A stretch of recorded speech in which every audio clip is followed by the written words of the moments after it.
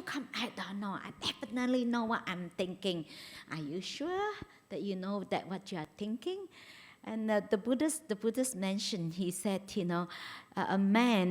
one man conquer in a battle 1,000 men, and another man conquer himself. Then he said, the one who conquer himself is the greatest conqueror. Actually, ourself is the most difficult one to overcome. And then we always think that our enemy is out there. Actually, we ourselves is the biggest enemies. Actually, we are the one who's stopping ourselves, We are the one who create a lot of suffering for ourselves. And then we keep thinking that our suffering is outside, And this is come from the sense of self, how we've been conditioned. And we each one of us, we have that we develop that kind of, we have that identity, who we are, who we think we are. And then we have this image of ourselves. We create the image of ourselves. I am this, I am that. I remember early days when I was a layperson, I identified myself as I'm a kind, helpful person. Very kind, very helpful. So I have to live up to that idea of who I am, isn't it? The idea kind, It's nothing wrong being kind, isn't it? Nothing wrong. It's good to be kind. It's good to be helpful. The problem is we want to be kind, The concept, we're living, we are not really being, actually just being kind. But we are, most of us, we are living the concept of kind, concept of helpful, Nothing wrong with that. It's good to be helpful. It's good to be kind. But the problem is sometimes when we attach to that identity, sometimes we create lots of suffering for ourselves. And sometimes we even, when we attach to the identity, we just attach to being kind. And the kind of kindness is without wisdom. And sometimes you want to help. I see many people, they want to help others people so much. And they say, oh, Monique, I sacrifice for you. I think of you, I can do everything for you. That is not kind. The Buddha said, you have to include ourselves, The loving kindness have to start from oneself, And then we think that we're so, that I'm sacrificing myself for you. And we think that we're so great, But actually, it's not wise. The Buddha said that, kindness without wisdom can be very destructive. Sometimes we harm ourselves, That's why sometimes it's good that we understand ourselves first. We know where is our strength. I remember when I was, that time I was a lay person and just really busybody, want to help everyone, And then sometimes I get myself so busy, and my plate is so full, I mean, it's nice, someone, and then I'm so very hard sell, telling people, because this is how you think that you find something really good. Meditation is good, our practice is good. Then I try to convince people, and then people were scared of you, because you try to convince them. But that time I was thinking that it's actually the tension. The intention, was really good. You come from a good intention, but actually sometimes it's not very skillful. You really scare people away, They look at you, oh, she comes again, and they run away. And actually it's not really wise at all. But nowadays I don't, even after that I realize it. Unless someone approach me, they have interest in Buddhism, they ask me, I will talk about it, but I will not try to sell.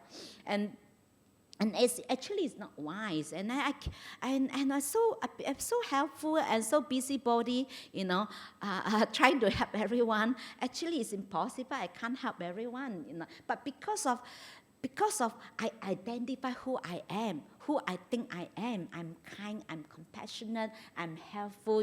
I try to live up to my identity, who I am. But actually, I create lots of suffering for myself because to a point that I really full on my plate, And then I notice that really some of the things I can't do anymore. But I find it very difficult to say no.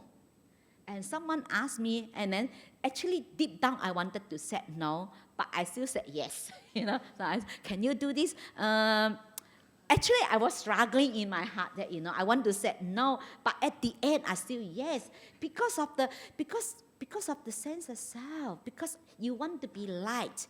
You're afraid that if you said no, people no longer like, you will not be liked, you will not be popular, This is come from the sense of self. You attach to that sense of self, who we are. But actually, we are not who we are.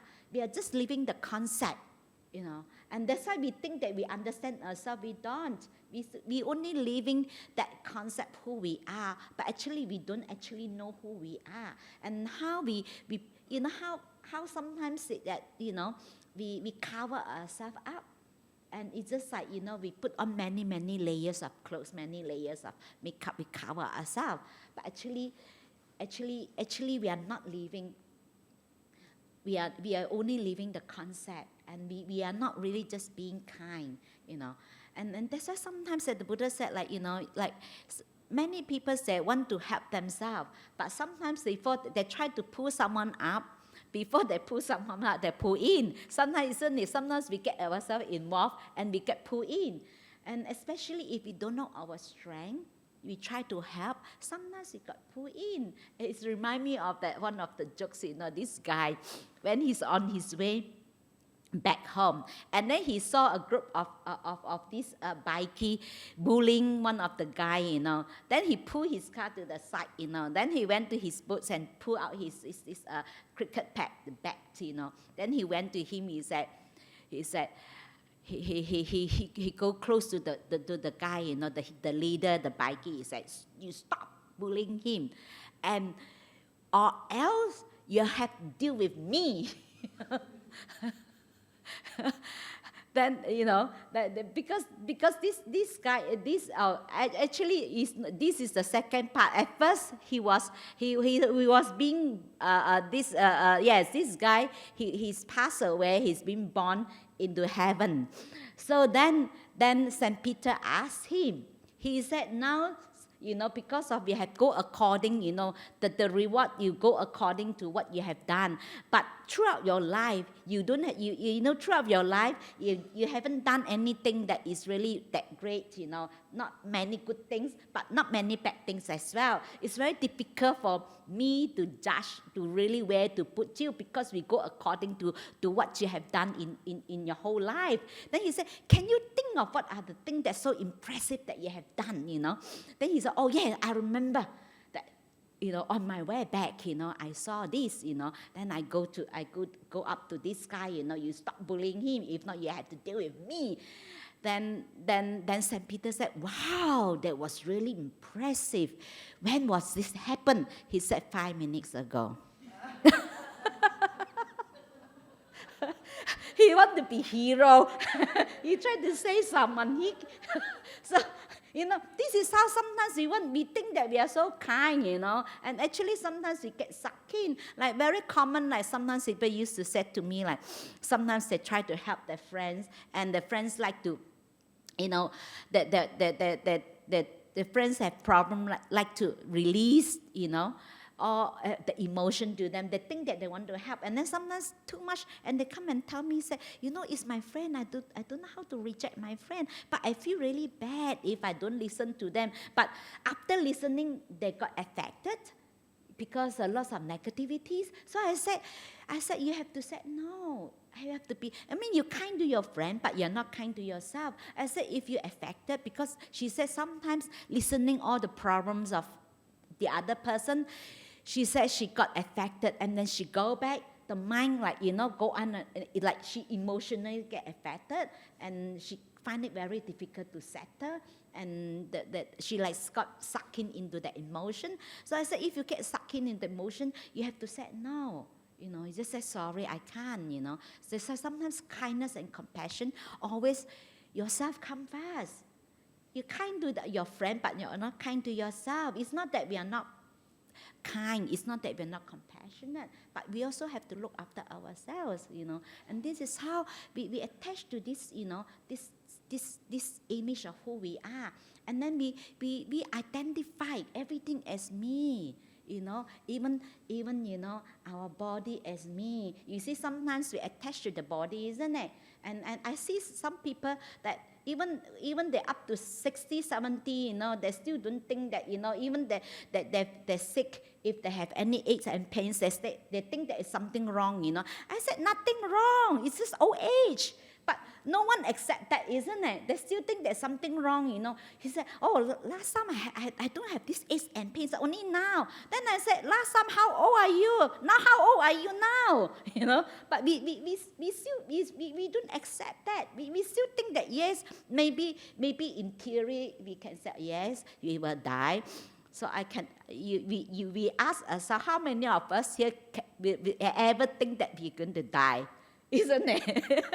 Isn't it? Even though we say, yes, you know, it's impermanent, you know, we're going to die, everyone, you know, that's for sure, you know, life is impermanent, death is for sure. Yes, in theory.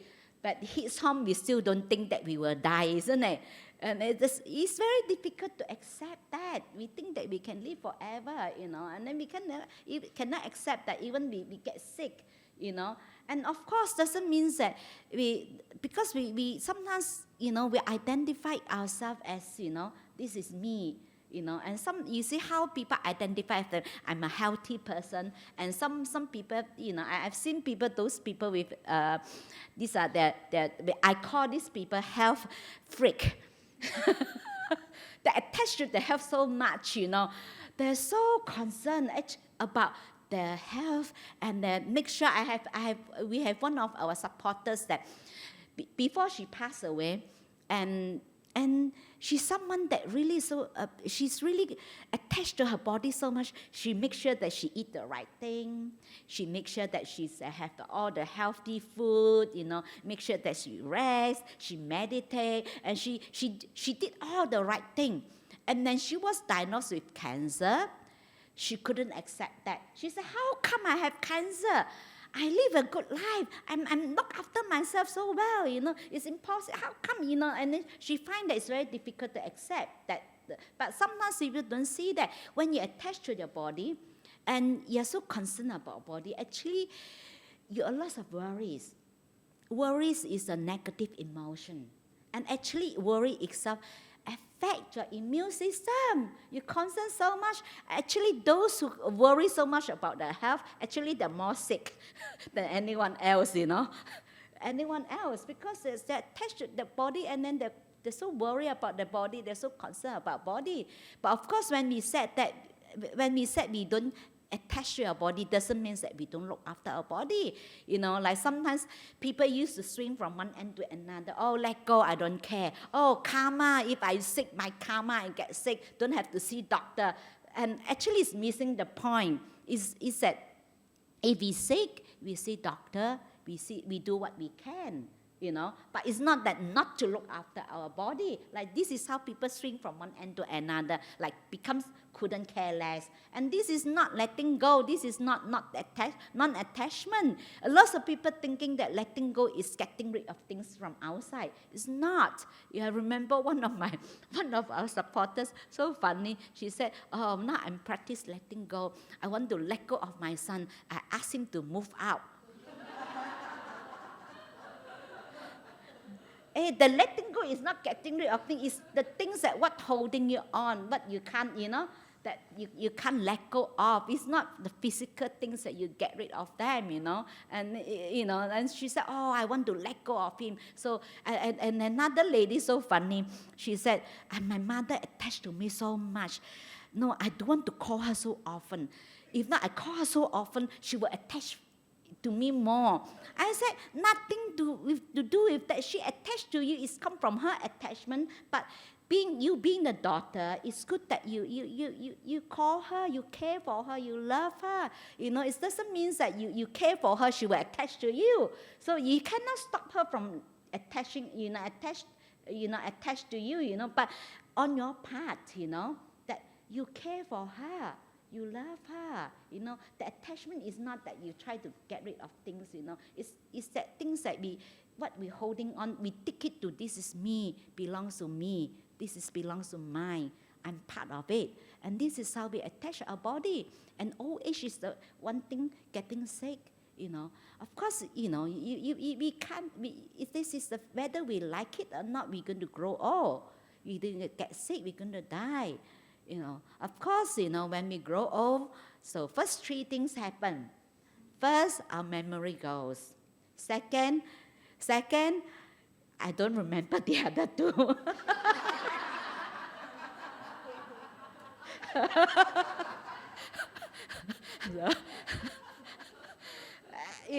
This is how memory goes. And then sometimes we fight, rather than we just accept that this is part of the process, whether you like it or not. It goes its own way, But sometimes we create lots of suffering, the ego, the sense of self, And I see some people like, like I'm good to you, like they tend to impose the ideas on others and expect that, try to make everybody the same, try to impose the ideas on others. So what is you think that is good for you may not is good for others. But this is again come from the sense of self, the ego, we attach to the views, our views, I'm right.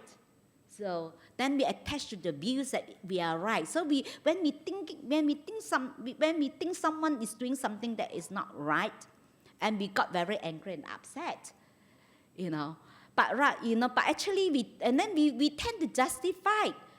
We tend to justify our anger and why we're upset because we think, because I love that person. I love that person so much. I care for that person. That's why the person is not doing the right thing. So I got upset because I love this person. I remember I long time ago, and I remember I was a bit upset with one of my siblings. Then the mind go on and on and on, throughout the night. And suddenly I just stopped. I was thinking, I'm asking myself, I thought that I thought that I'm care for her, I love her. Then I just stopped. I said, I asked myself, you don't love her. Because I realized that I attach to my own views and opinions more than the person. If I truly love that person, I will love the person as the person is, no matter what the person have done, isn't it? If I truly love my sibling, it's just like our children, whatever they have done, we love them as they are.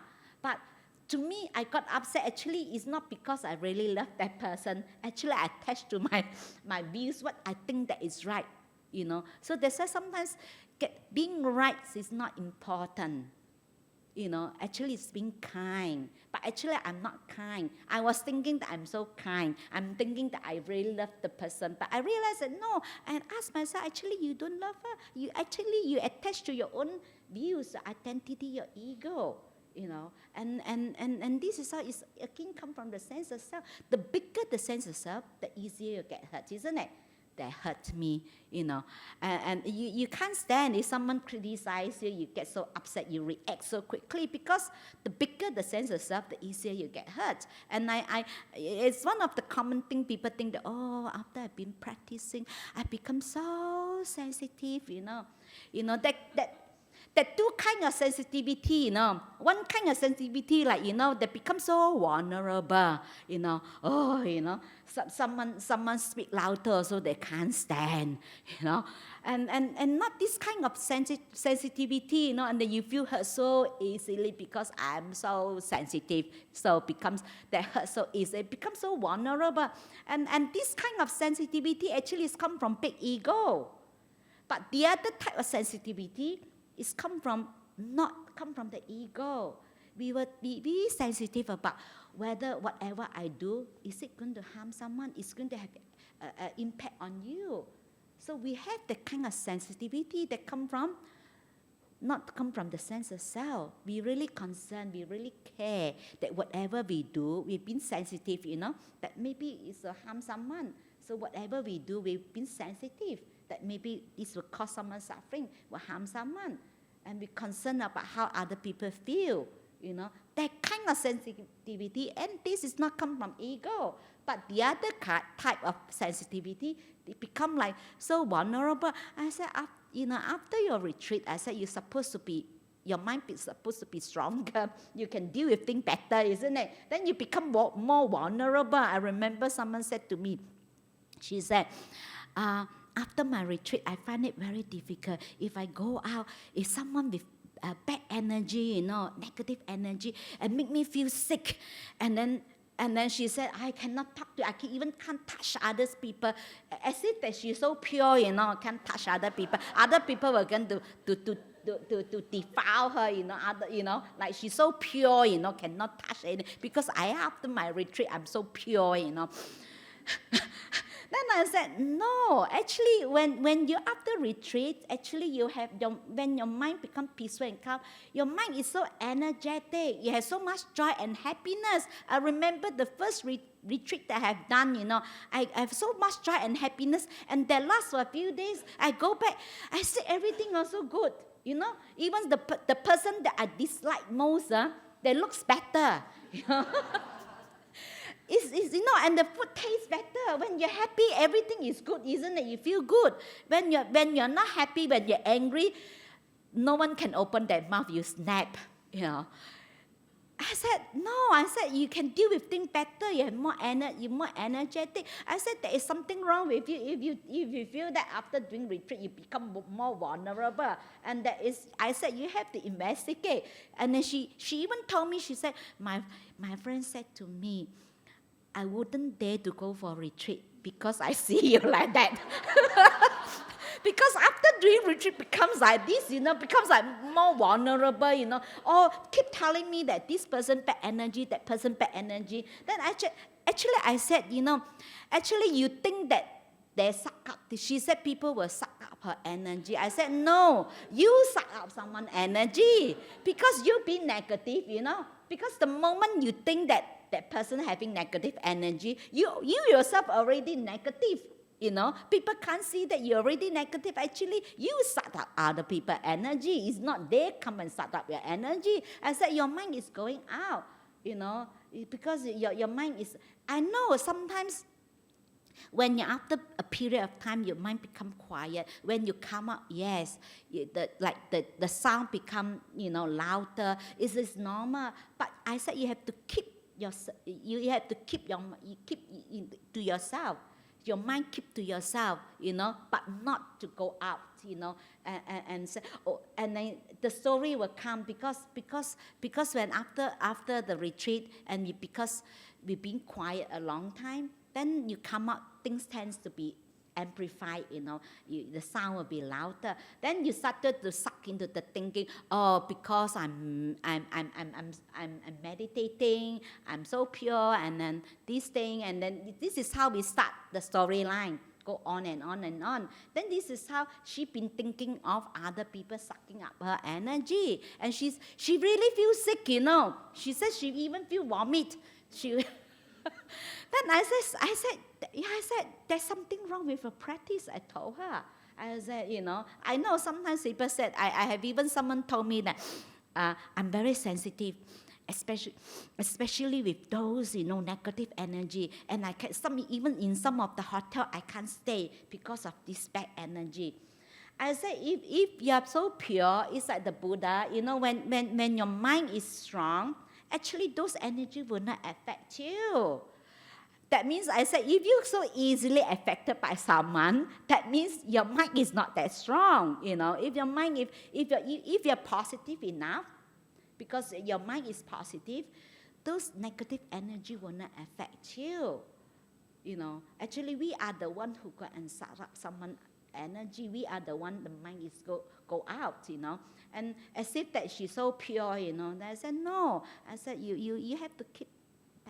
Whatever, you have to stay, your mind have to stay, not to go out, and because she go on, and this is all projection, all the thinking part is just a projection, that because I feel this because of you, because of you, because of you, but actually none of that, it's all our own creation. So we create our inner world. It's like the Buddha said, we are what we think. All that we are arises with thoughts. With our thoughts, we make our own world. So sometimes our make up all the stories about who we are, who the other person is. And sometimes we have a fixed views of others. We identify others as this is what kind of person, and then we have a fixed views of others. I remember sometimes ago someone said to me, I'm so disappointed with my friends. There's after a couple of years I haven't seen her, and she never changed. She's still like that. Then I look at her.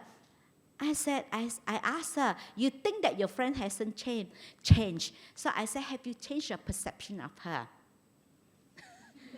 Isn't it? Sometimes we lock in the idea of who the person is, Sometimes we will, whatever we see is that, because we will see what we want to see, So that's why I used to tell people, believing is seeing. It's not seeing, it's believing. You believe, you see, Believing is seeing, because we have the idea, you will interpret that way. I remember, I know someone that she's very negative. And actually someone told me, this person, he said, I don't know what's wrong with me. She got so upset with me. That's all I said. I said to her, hey, sometimes you do have very good idea though. And she was so upset with me.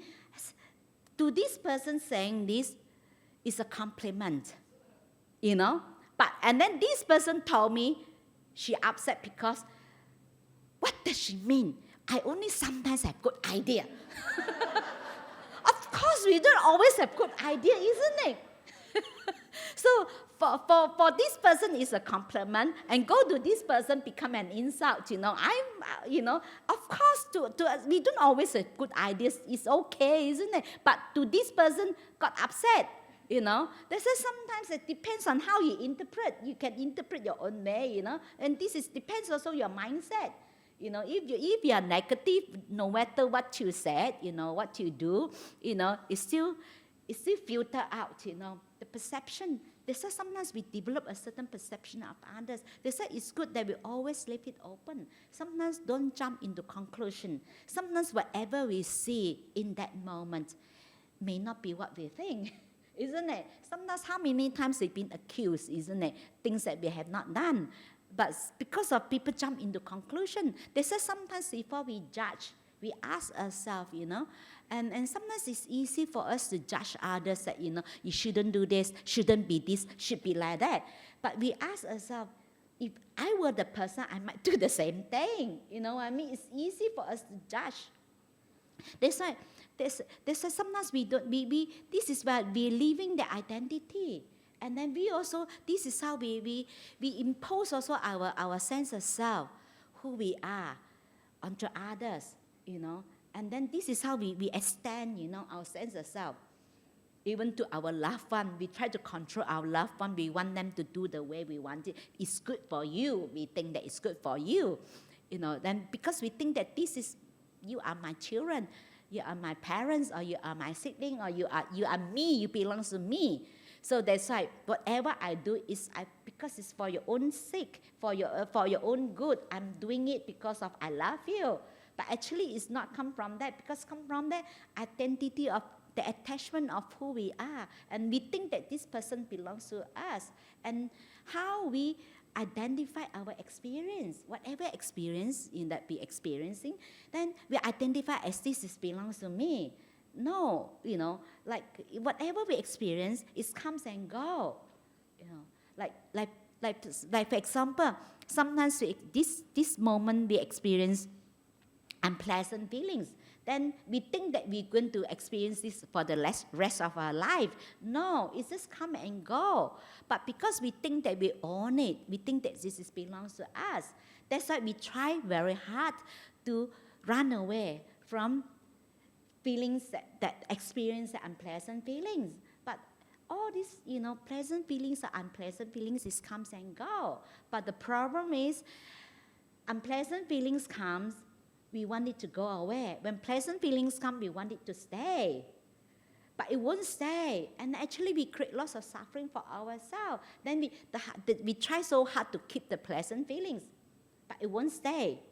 And then we think there's something wrong with us. And we try to do all sorts of things. Sometimes we even harming others. Or we start to blame others. When we suffer, we think because you make me angry, you make me suffer because of you. I suffer. I think just a couple of months ago, there was a lady. And she told me, I'm really bothered. I really feel, I'm not happy. I've been upset for a long time. I can't sleep. She said that because of something really bothering me. I said, what's the problem? And then she said that she went for this dancing class. So she had her dancing partner.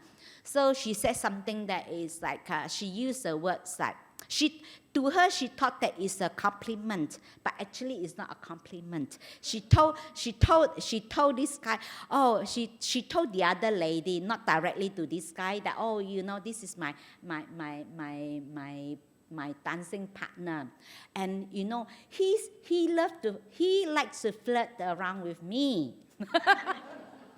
To her, using the words flirting around is compliment.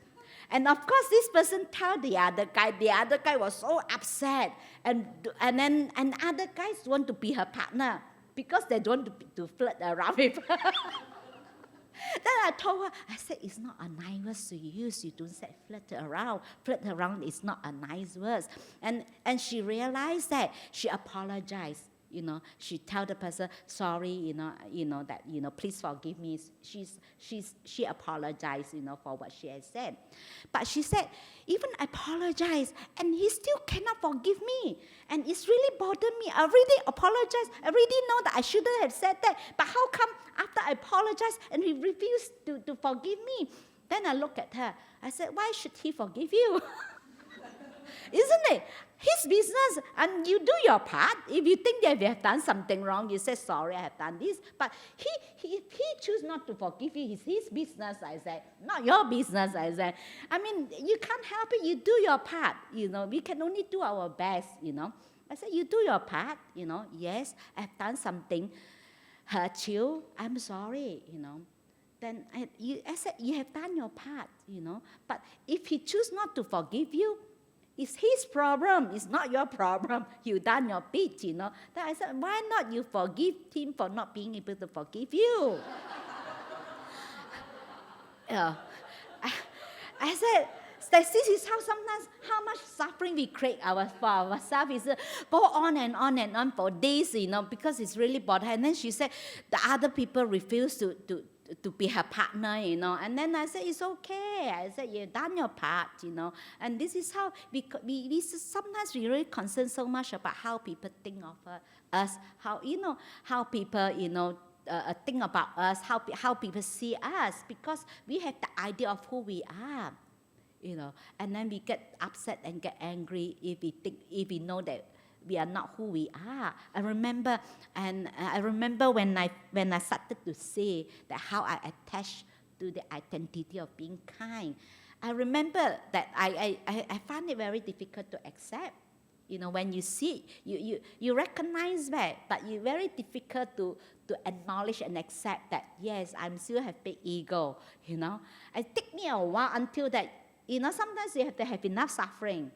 Then only you can let go. Sometimes even sometimes I used to tell my nuns, I said, yes, even how many times I tell you not to hit the wall, you will still hit the wall. I said, until you know that it hurts, then you will stop. I said, if you don't have enough suffering, you will still hitting the wall, You won't listen, Sometimes we have to go through that as well to learn that it's a process, It's okay. We forgive ourselves. We all have done silly things in the past, Now when I look back in my life, in the past, and I can say that, I will bring up my son differently if now.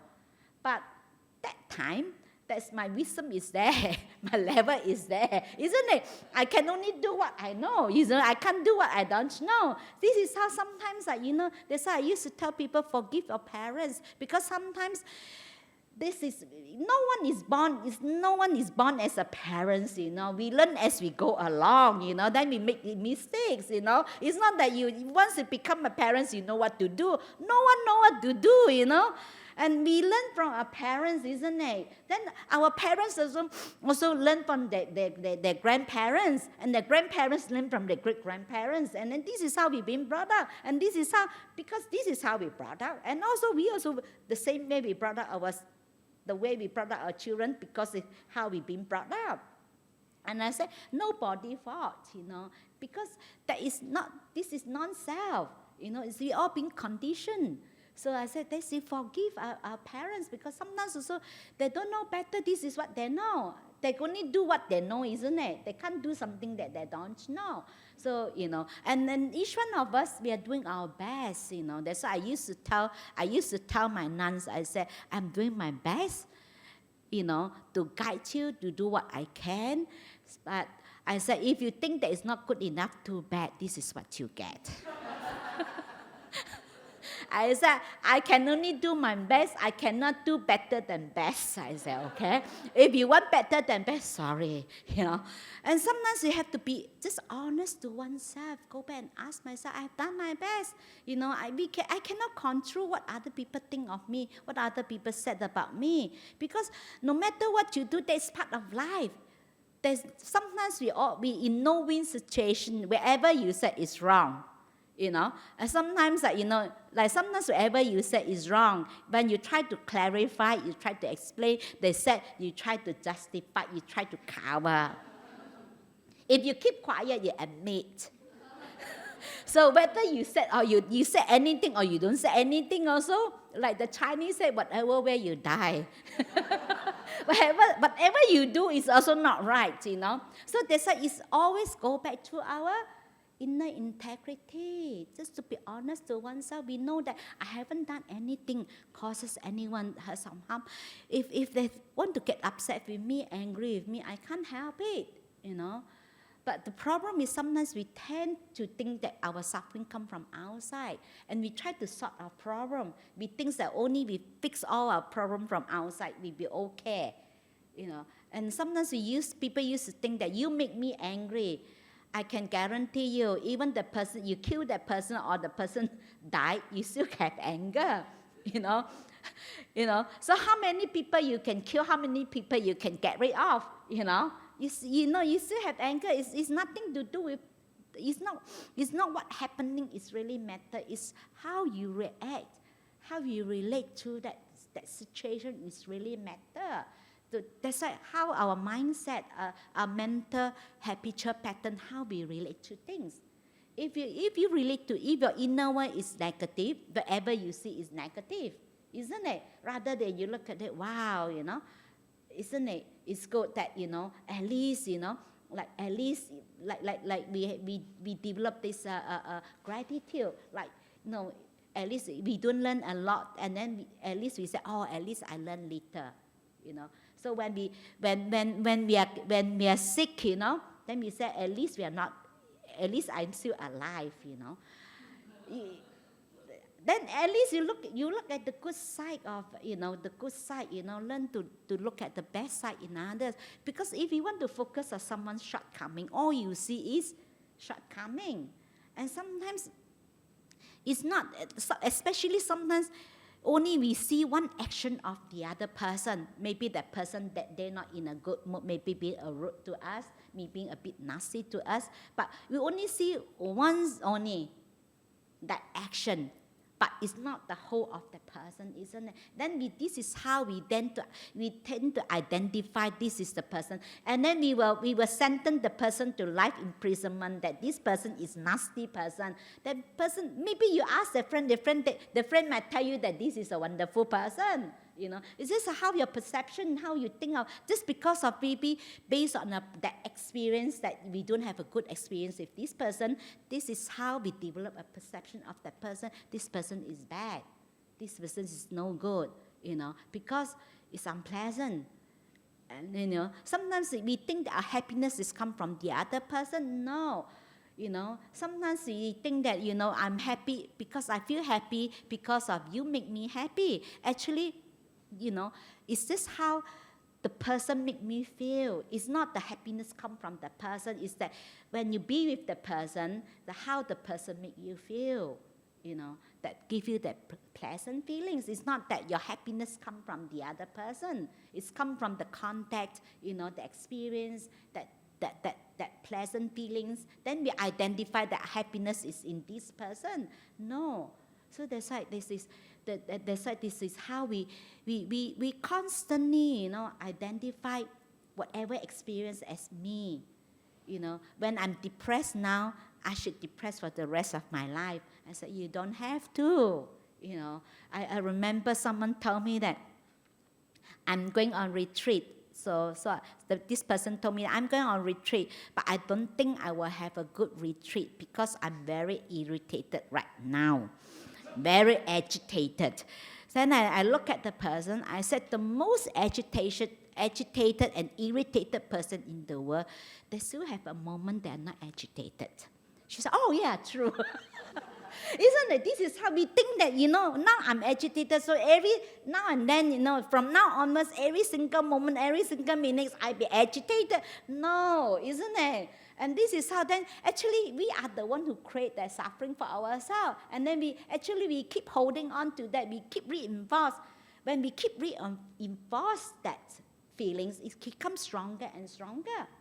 Actually, we can create a big elephant out of nothing. I remember someone told me that she taught someone that passed away, and she usually, when she go past that place, and this place, there was a fight with a few bikies fighting, and she believed that there was that one of the bikies passed away. So, and then she said, whenever she go past this place, she used to go past because she lived, around the corner. So she always passed this place. And she feel that these beings want her loving kindness. So she been sending loving kindness to this being. She feel that the beings, needs loving kindness. And she did that for almost, I think, 3 or 4 years, and she really feel the being is there, need her loving kindness. Then after 3 or 4 years, she realized that the guy's still alive.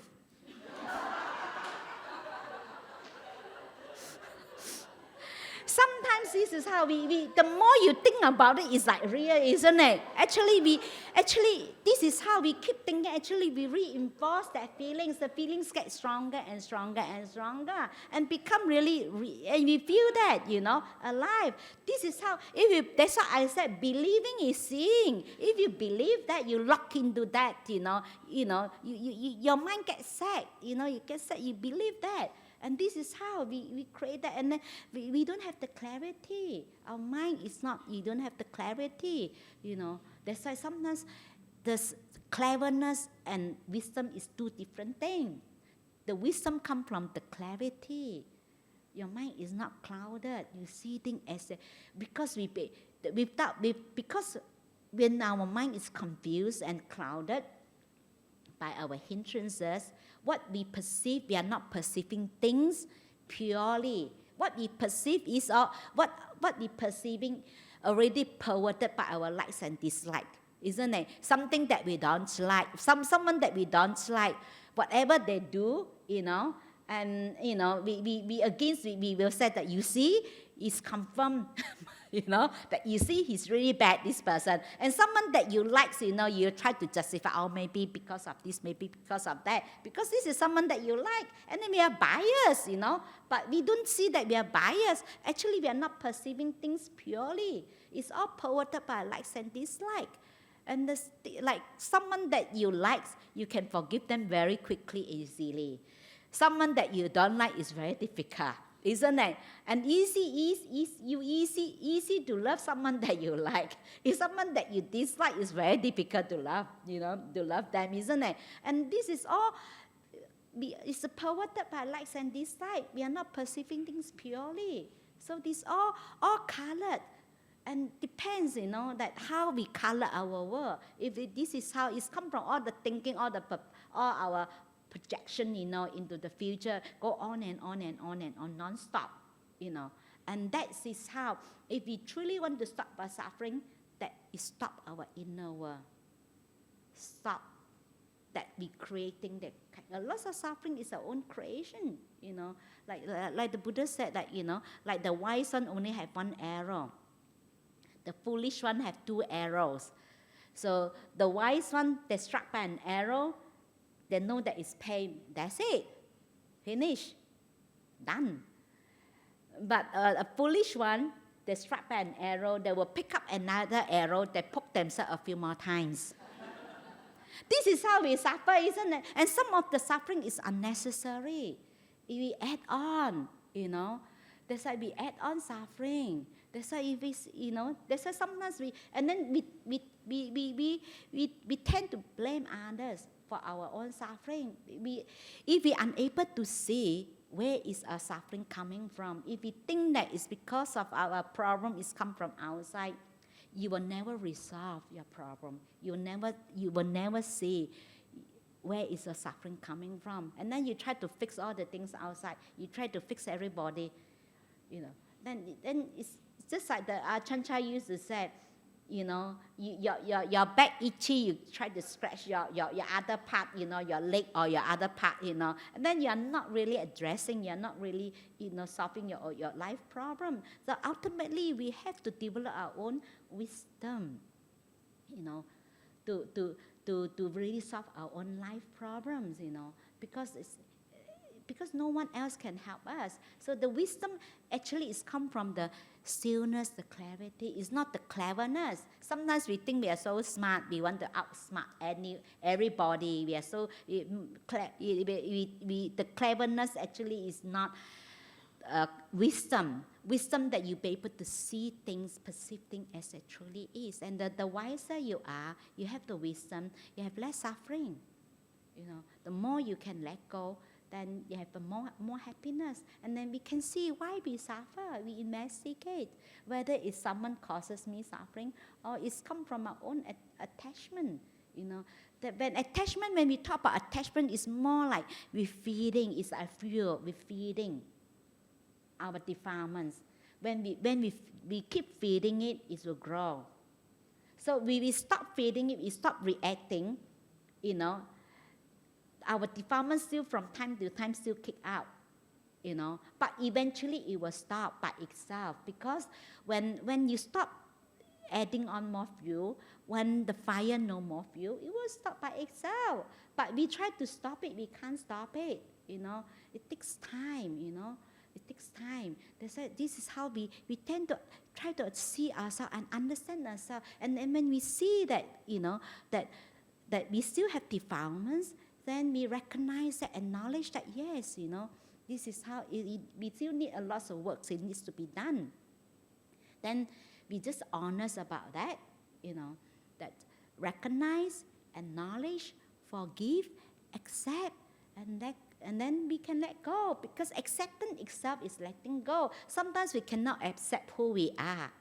Especially when I remember when we see that I'm not that really kind, but I still try to justify. It takes me a while, and until the point that yes, just accept that. Yes, I'm still, I'm not really that kind. It's okay, just to be honest, just to have this inner integrity. That's why the one of the spiritual qualities the Buddhists mentioned, truthfulness, is not only about lying others, but we are not deceiving ourselves. And we tend to deceive ourselves, isn't it?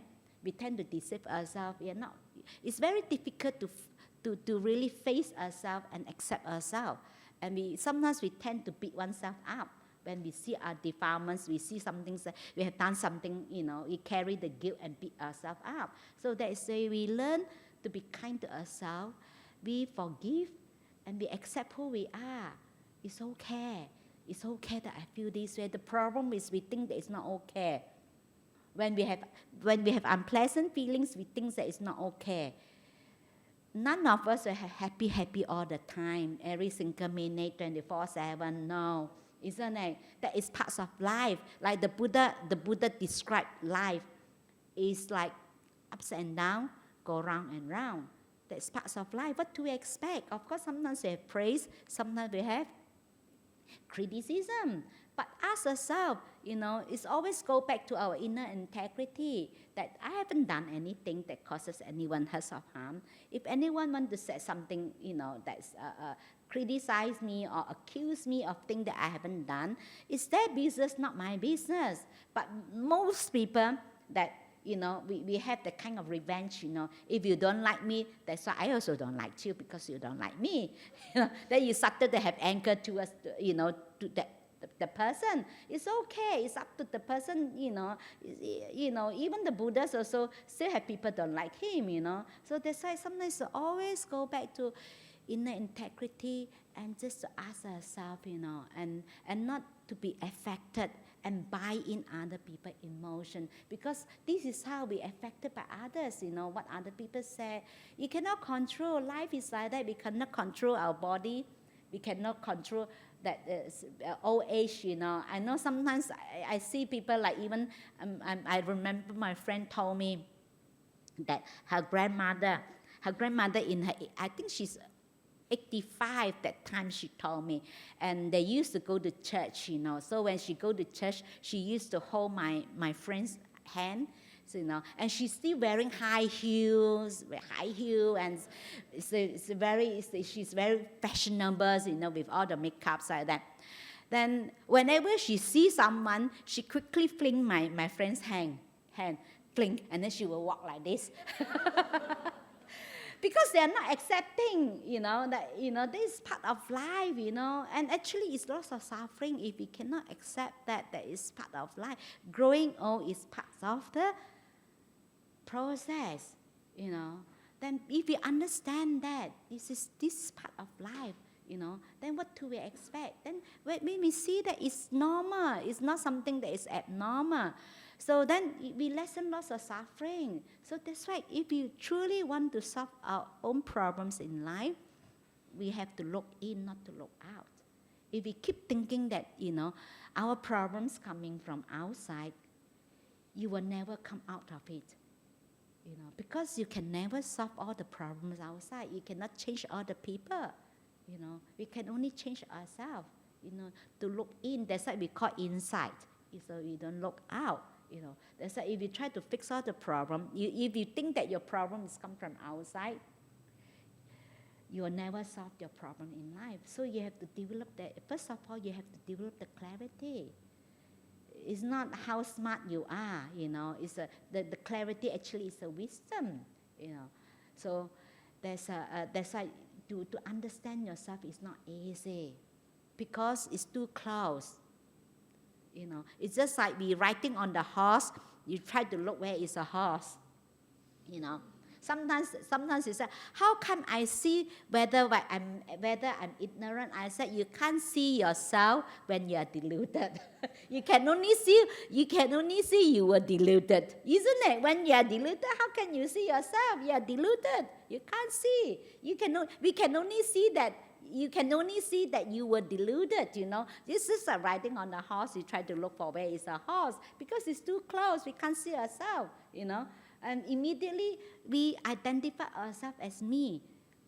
All the experience, as whether we like it or we don't like it. Whenever that some things that we like it, we try to make it stay. And any things that we don't like it, we push it away. We always running away, from facing ourselves and looking into ourselves, to recognize that, to look. Because mind is a conditioned thing. I remember someone said to me, how can I change? Because one of the monks told me that we all conditioned. We think that we make our choice, but actually not. You see, for example, you see all these advertisements telling you that this shampoo is really good for you, and then we think that we make our choices in it, but actually we've been brainwashed, we've been told that this is good for you. And if this advertisement doesn't work, people won't spend so much money on advertisement. Of course it's work. Being brainwashed, said we are conditioned. Then he asked me, then if everything conditioned, we are not making our own choice. We can't make our choice. So how am I going to come up with it? How come I change? I said, no, you can't change. I told him. He was really stunned. I said, you can't change until you see it. I said, until you see yourself doing it. If not, you will never come out of it. Until you develop the clarity, you see that you have certain underlying tendency, until you see it yourself that you're doing. Before you be able to see that, before you be able to recognize that, it's difficult. We're all being conditioned. We've been brainwashed. Until you develop that clarity, you develop the wisdom. You see yourself. If you can't see it, you cannot recognize that, then you can never change. So we just like automatic pilot. We go around and around. We keep feeding it, and then we repeat the same thing. Then because when we're doing the same thing, and we cannot expect that we're going to get a different results. Of course we get the same results because we are doing the same thing. So we repeat the same thing, we get the same result. So we go on round and round and round in samsara. It's never end. So the only thing that breakthrough is that ignorance, we break through, that we develop the clarity, we develop the wisdom. Only with the wisdom we break the chain. If not, we will go on and on and on, repeating, doing the same thing. We keep feeding it, it's never end.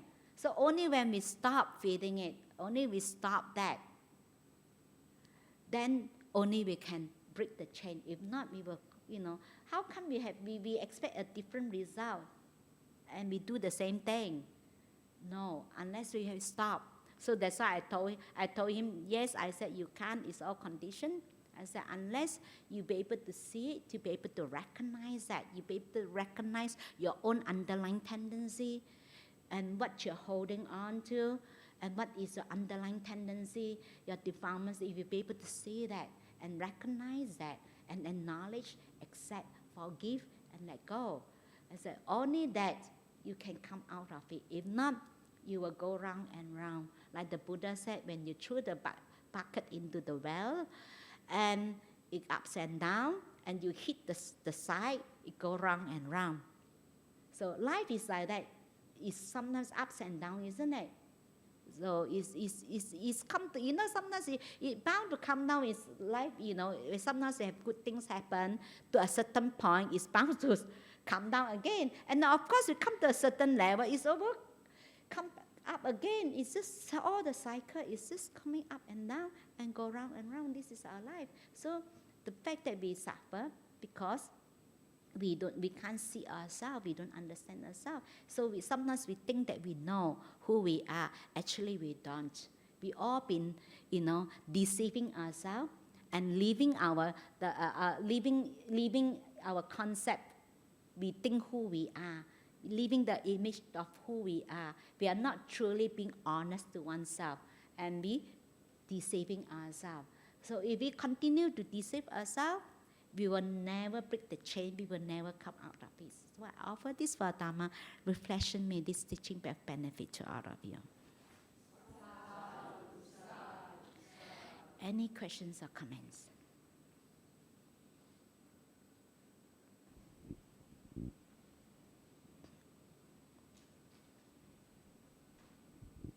About the self, right?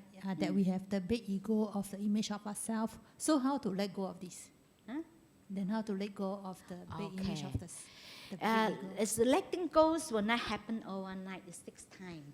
So first of all, you not be able to let go if you not be able to recognize that. First of all, you have to be able to have enough clarity to recognize that, oh, I'm doing this.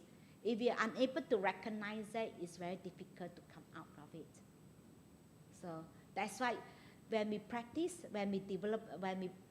meditation, actually present moment awareness is to develop the clarity. So then we are perceiving things purely, it's not perverted by our likes and dislikes.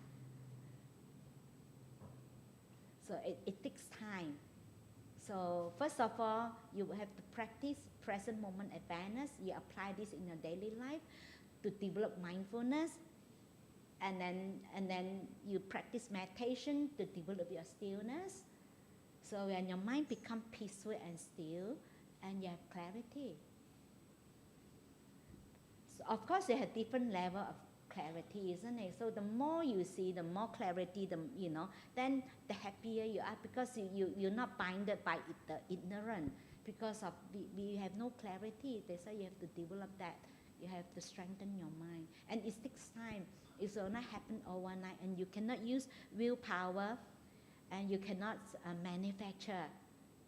It should come through letting go, come through of letting go of the sense of self. That's why the non-self actually is the key. Because if you can't see non-self, no matter how much you suffer, we still come back because we think that we are so smart, we will do it better next life.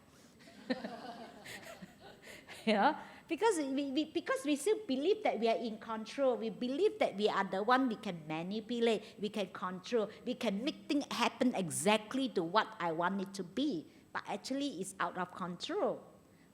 We can't see non-self. That's why seeing suffering is not enough. That's why how many people have so much suffering, they're still doing the same thing, because you can't see non-self. You still believe that I exist, I can control, I can manipulate. So this life, well, I'm not doing that good. Maybe next life I do it better because I have this life experience. So next life I'll be better. And this is how we deceive ourselves. They said when the Buddhists talk about the honesty, the truthfulness, is not about lying to others. The worst thing, we lie to ourselves, we're deceiving ourselves. That is the worst thing, deceiving ourselves. So actually it takes time. It takes lots of practice, but not to worry about that, how long it's going to take. So take it one step at a time, one day at a time, one moment at a time. So at least, wow, if you be able to stay in present moment awareness, in one moment you say, wow, I have one moment of peace, I have one moment of freedom. So then you have a few more moments, wow, I have few more moments, freedom and peace. So, because sometimes people start to worry how long it's going to take and how long I'm going to get enlightened, and then they start to worry again. Then you will drive you crazy. So bring your mind back to this present moment. And not to underestimate the power of now. Just stay present, just stay. Okay. With the practice of being in the now, naturally lead us to understand non-self, because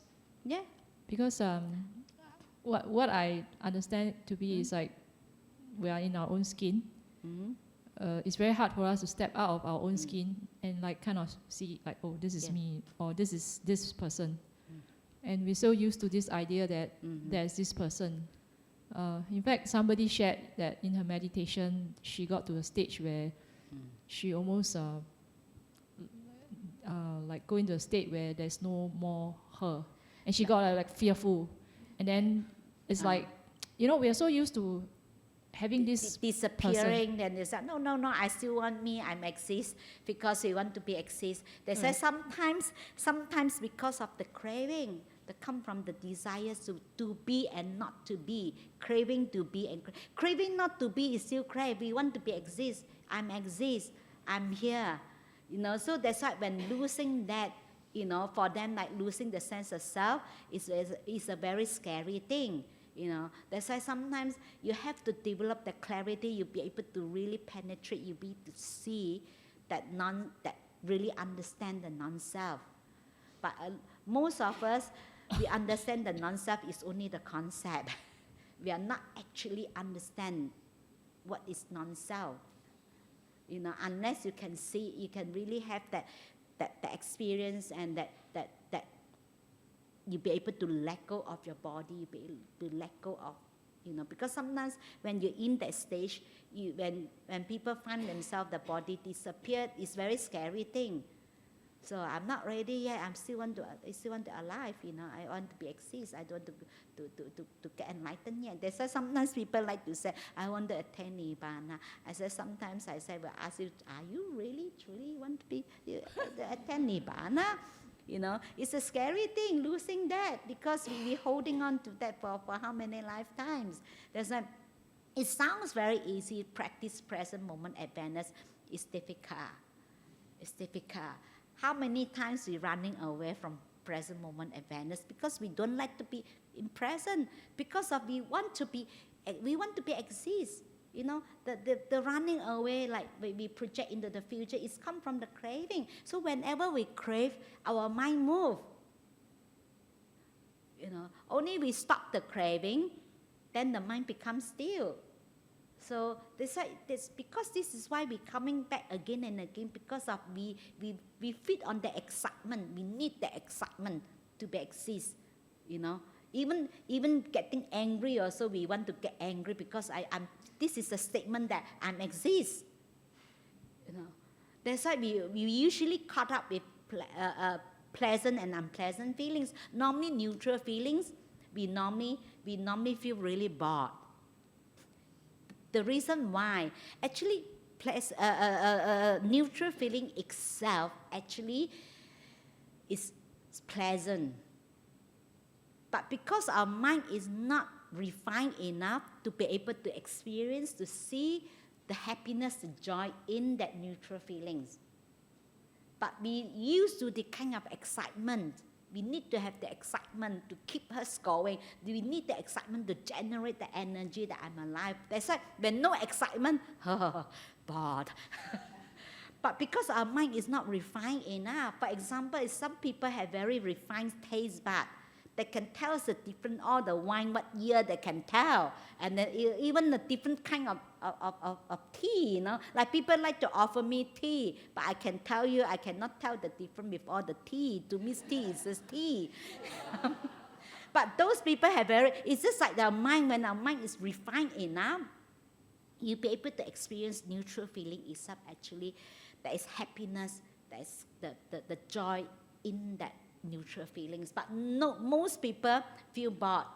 Oh, nothing happened because not enough excitement. Because the excitement really, the trigger, that is the one who keeps us in the samsara, because we need the excitement. The craving keeps us. That is the cause of we are being in the samsara. That is the cause, the desires. And craving not to be is still crave. Like some people say, I don't want to be reborn.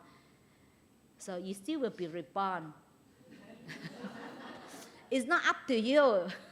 because you don't like it, Maybe next life you everything goes smooth. You know how people are very forgetful. Some people come to me, they say, and they have go through a lot of difficulties in life. They say, I have it now, I don't want to be reborn. And then after that, when their lives goes like, well, everything's smooth, they have forgotten. They are very forgetful. That's why it's not easy, because the moment when our minds wander off, but the mind moves, actually we are no longer present. And also, the mind is a conditioned thing. So because we develop, the Buddha said that this is how we develop our habitual pattern. When it's become a habit, it's very difficult to change. It's just like an addiction. Even though we know that it's no good, we can't help ourselves doing it. It's just like that drugs is no good, but without drugs, you get addicted. You have to do it because it's become a habit. It's very difficult to change, and it takes lots of effort. You have to develop the clarity to change that. That's why it's not easy. It sounds easy to practice present moment awareness, and it's not easy, because the moment you think. For example, sometimes people used to come to me and say, I'm sitting there, I'm so peaceful, and then now become so peaceful. So what are the next thing I should do? I said, no next, I said. The moment you think the next step, you're no longer present. The moment the mind is already go into thinking, you're already not present anymore. For example, you look at the scenery, it's very nice, the views is very nice. The moment you say, wow, so nice, that means you're not in the silent present moment awareness. Your mind starts to move, its thinking is moved already. So that's why you have to think. It's not easy. Because we've been conditioned that way, it takes time. But even though it's not easy, but it's possible. It's not something that is impossible, it's possible. So just to confirm, that means we don't have to sit to get to the non-self? Like as in, it's not through just sitting, but also the daily practice? Actually the practice is the moment you open your eyes, that's a practice actually is throughout. Okay.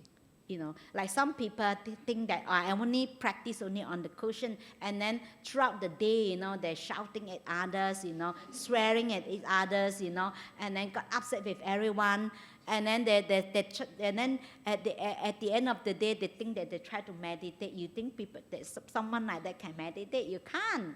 They said how you live your life is also important. They said something is important. A lot of people that try to fit the Dharma into their life, but actually it's the other way around. You fit your life into the Dharma. If you try to fit the Dharma in your life, you don't want to change your lifestyle. And some people, we have people say, oh, I still want to go to enjoy, I remember many years ago, someone asked, how can I mindfully, enjoy all the sensual pleasure? You can't. So I'm go back to lay life. I want to see. I want to watch movie. I want to go dancing. I want to do this. Of course, if you want to have a peaceful mind, so you have to have the peaceful environments. Only you can meditate. Can you meditate in the market? You can't. But you have to create the environment conducive for the. You have to change your lifestyle. So that's why you have to fit your lifestyle into the Dhamma. It's not the Dhamma into your life. Like sometimes I need to do everything. Okay, whether I have time, then only I got a little bit of time, and then then only I do a bit of practice. No, it becomes the Dhamma becomes the center of your life. So your life fit into the Dhamma is not the Dhamma into your life. That's why how you live your life is important.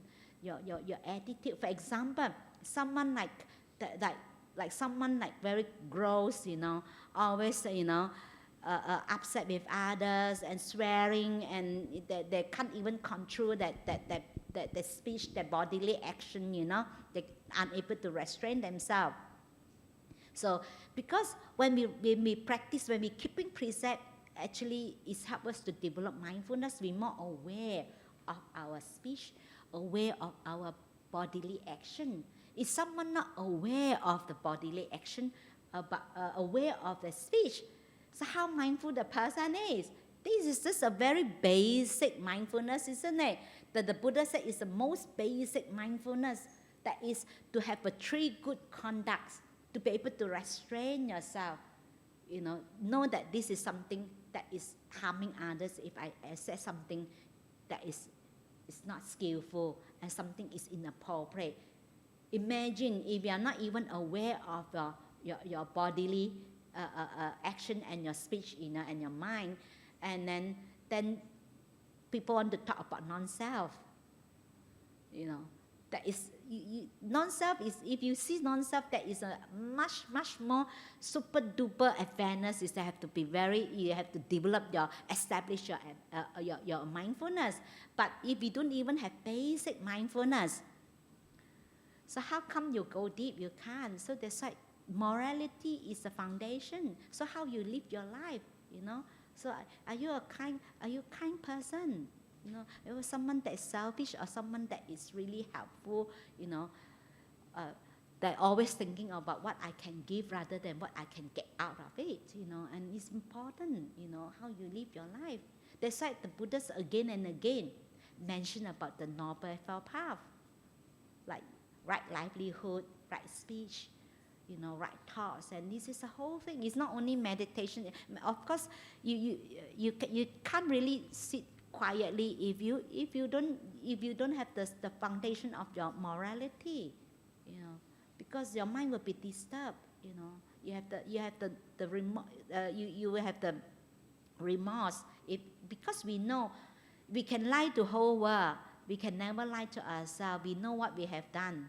If we have done something that we don't feel good, it's really bothering us. It's very difficult to become peaceful. So that's why it's throughout. It's not only, I've seen people thinking that meditation only, and then all the time they just focus on the nose here, and the walk also focus on the nose, sitting also nose all the time. What's so special with the breath? Is only the air in and air out. That is only the anchor point, and then don't do anything. And I remember that this guy, and my sister told me, he accidentally spilled the water on the floor. He just walked over and this, okay, still with his breath. Hey, and only with breath. Oh, and then all he's doing is the whole day with his breath. And actually it's no, whether you're a kind person, whether you're compassionate, this is how you live your life, It's the meditation is only one part, And, some people can meditate and then they become so gross to others, their behavior is so gross. And then you can really tell. That's why Ajahn Brahm used to say, actually you can tell the person practice. You see how the person behave, how the person do things. You actually know whether how peaceful the person is. Truly, if someone rushing from one thing to another, never stop, and so restless, then you know the state of mind already. And you don't even have to interview. If the person tell you that I'm very peaceful, I'm in jhana, okay, I will not believe that, because you look at the person's behavior, That's why it's throughout, That's why the practice is throughout, not only sitting on the cushion. How you live your life is important. Your attitude is important.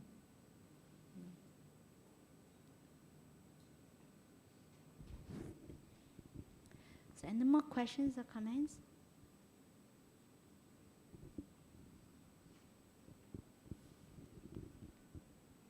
Yeah, talking about the cleverness, it reminds me that those NASA's, they're interviewing these applicants that want to send them to Mars, so those who've been chosen were not the only one be chosen, and they cannot come back. They couldn't come back to Earth.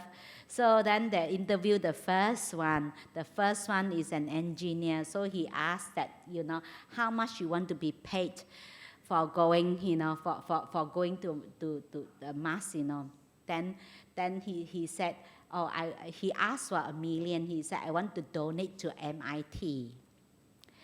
Then the second one is a doctor. So he said, how much you want to pay for doing this? He asked for 2 million. He said, I want to give 1 million to my family, and I want to 1 million will go to the research of the advancements of this medical research. So the third one is a lawyer. The last one is a lawyer. So he said, how much do you want? So he can whisper into this NAS. It's the interviewer in the ears, said 3 million. Then the interviewer said, how come you're so much more than the other two? He said, I give you 1 million, I keep 1 million, we send the engineer to the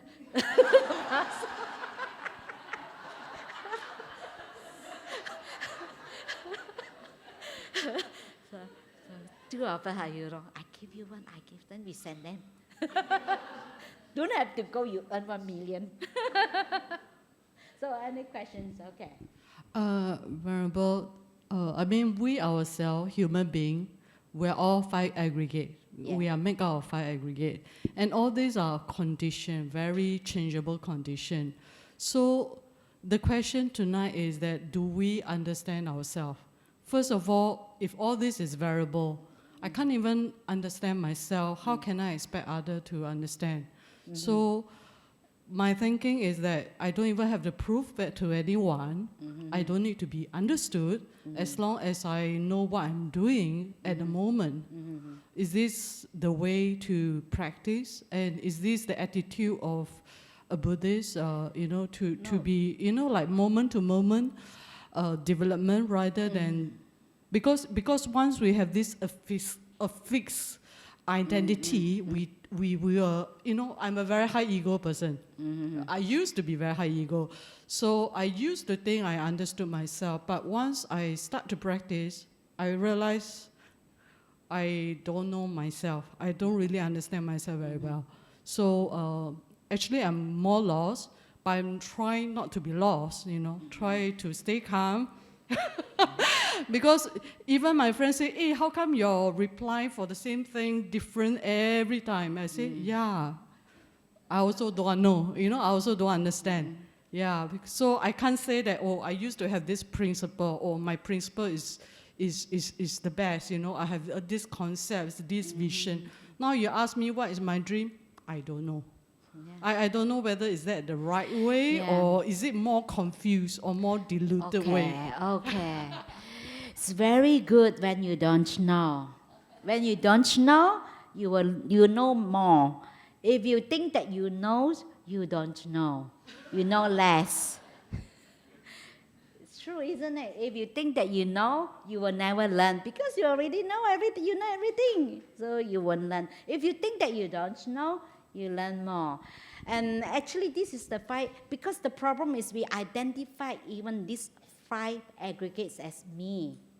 We attach, like for example, feelings arises, so we think that this is my feelings, this is my feelings, and our perception, my perception, this is me and mine. So until you see non-self, you can see that actually this is, it doesn't mean that when we said non-self, doesn't mean that you are not exist.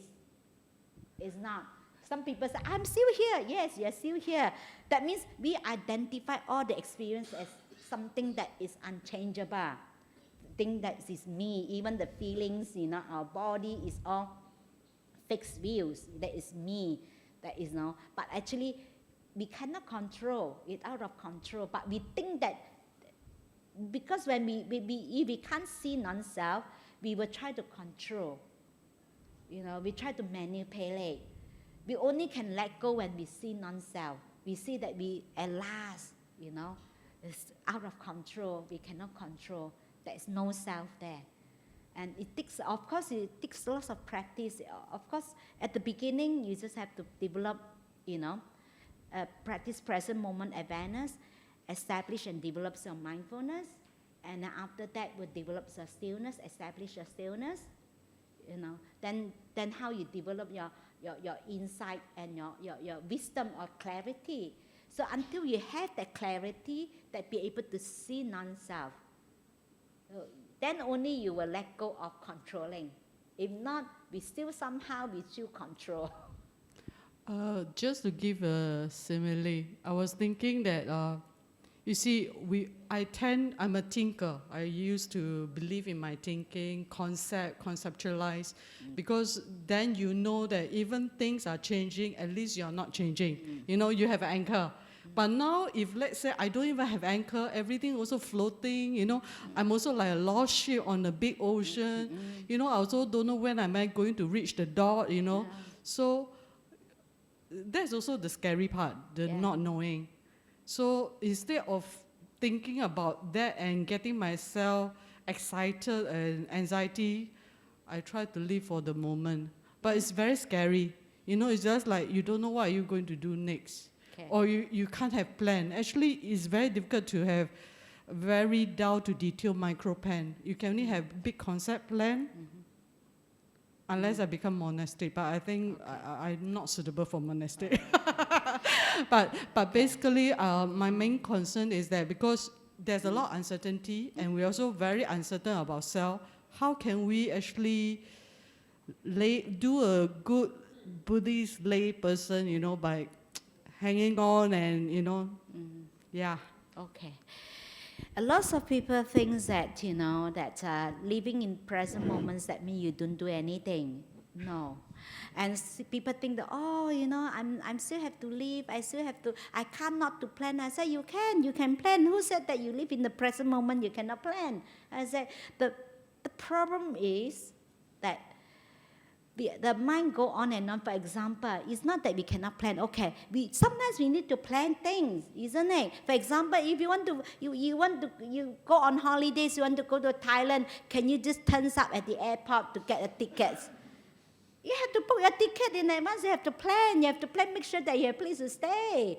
Of course, the problem is we have that kind of expectation. We try to control. We plan things out. So when things don't happen according to our plan, we got upset. That's the problem. And then we start to worry. We have plan A. Then we start to think, what if my plan A doesn't work? Then you will start plan B.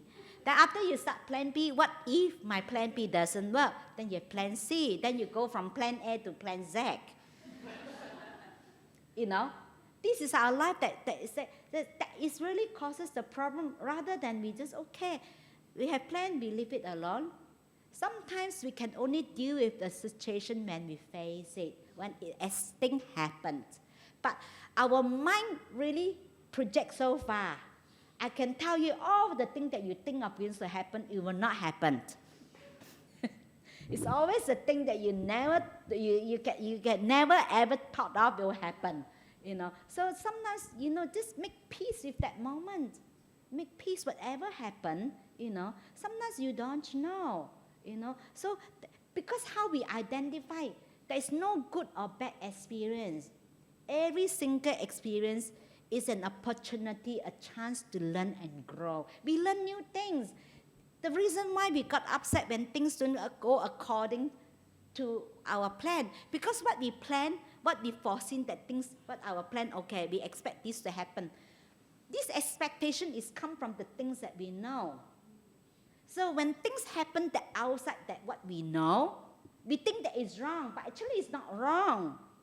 Why don't you look at this and say, I learned something new, rather than thinking that, oh, I'm so disappointed, it didn't happen according to my plan. But at least you learn something new, because what we project into the future, you know, our plan, you know, what we expect that is going to happen is based on our previous experience that we already know, the things that we know. But when things happen that we don't know, we think that is wrong. Actually, it's not wrong. Things happen not according to our plan is absolutely all right. It's okay. So wherever comes, we just deal with it, you know. Like with our building project, you know, I have problems. Like the constructors, sometimes the traders, you know, we have problems, and I have to solve the problems all the time. And I'm not being given enough time to think, because all the traders line up. So if we have problem now, they just give me, okay, so we will have meeting with the structure engineer or the architects, you know, with all the people that involved. So, okay, so we have this problem, okay. So there is a 3 option or 2 option. Option A is this, option B is this, option C is this. Okay, you have to make a decision now. So I just have to be brave and just, you know, dare to take the blame, because I don't know, you know, because sometimes also, you know, you just have to choose. Then only with my best ability, with what you know, I of course I will think through. But if I keep thinking that if I'm so afraid that I will make a wrong decision, I can never make any decision, isn't it? So there's no good or bad decision. Sometimes things happen also according to multiple causes and conditions. My decision making is only contribute one factor. I still have to other factor. I have to, you know, other contribution as well. So my decision making is only one. So then I haven't given lots of time, because we have to solve it right now. Because all the traders line up. Because once we delay the whole thing, and the traders sometimes they can't come back because they have other job. So it's quite pressed, you know. You really have to, you know. Then if I'm someone that's very undecisive and so afraid of making mistake, I can never make decision. So sometimes it's okay. Even we make decision, things didn't work out fine, you know. It's okay. Because sometimes we have fixed view. Has to be that way, you know. We have so fixed views, you know. And then we hold on to that. And then we think that it's wrong if things don't happen according to what we think it should happen. And we think that it's wrong. It's not wrong, you know. And sometimes things don't go our way. Sometimes it turns out to be better, you know. We have lots of mistakes that actually turns out to be better, looks better. I think Kim been to our monastery, you know that one, the meditation hall and the courtyard, and we have the staircase go this way. It's very nice, isn't it? But actually the initial plan actually is straight. But because of the setting of that they don't join, the retaining wall cannot join. Then it becomes one line, this one line that cannot join. Then what to do? Then I was thinking, okay, so we make it this way. Then looks even better. Before that it looked uninteresting, just only straight, you know. And then we because of the structure problem, we have to put in some steel to hold. Because we have a very heavy steel go across, because our place is very windy, we need to hold our roof, you know, the wind load, you know.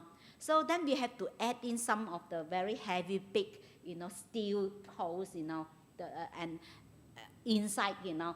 Then it looks really ugly, isn't it? Then we clad it with wood and looks very nice, and people thought that it's our design, but actually it's because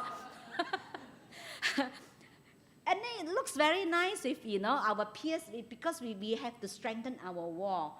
Because now the new building, we don't use all those, you know, don't use those big poles to hold it. It's used as, they call it a skin design, you know.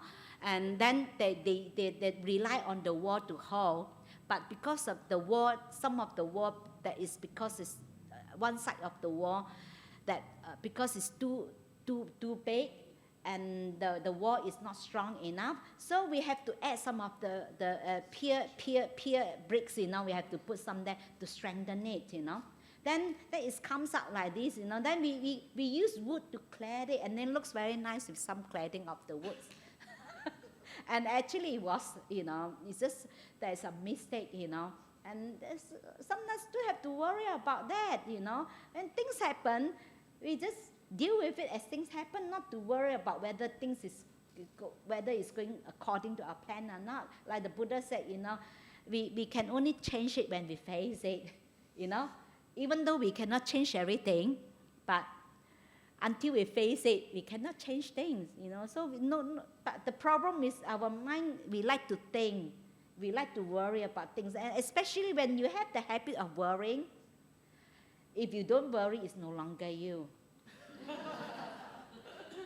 You just like to worry, because if you don't worry, it's no longer you. Because the habit of worrying actually gives you the sense of, actually we like it, the sense of self, that I'm worrying, you know. Because it's like nothing to do if you don't worry.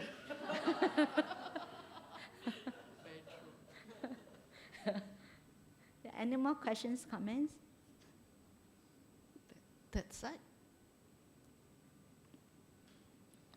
That's why sometimes we rather holding on to things that causes suffering than going into unknown. It's a very scary thing, it's unknown. So we rather hold on to things that we know, we're familiar with, even though causes us suffering, we still want it. It's just like the devil that we know better than the devil that we don't know. So we still hold on to. So any questions or comments? Okay. No more questions or comments? Okay. Okay. Any more? No more? Okay. Okay. Going, gone. Okay. Thank you for listening. Thank you, Venerable. Thank you, everyone. And tomorrow we have the retreat continuing. Do come. Registration as usual, 8:30, 9 o'clock, guided meditation, and so on. And look at the poster. So those of you have already signed up, please turn up. Half of you all didn't turn up this morning today, either because of the rain, the circle line disruption, or you all decided to go back to work. So do come for tomorrow, and some sign up for interviews, is it? Yeah, they can sign up for interview. Oh, there are a few interview slots for those who like to sign up for.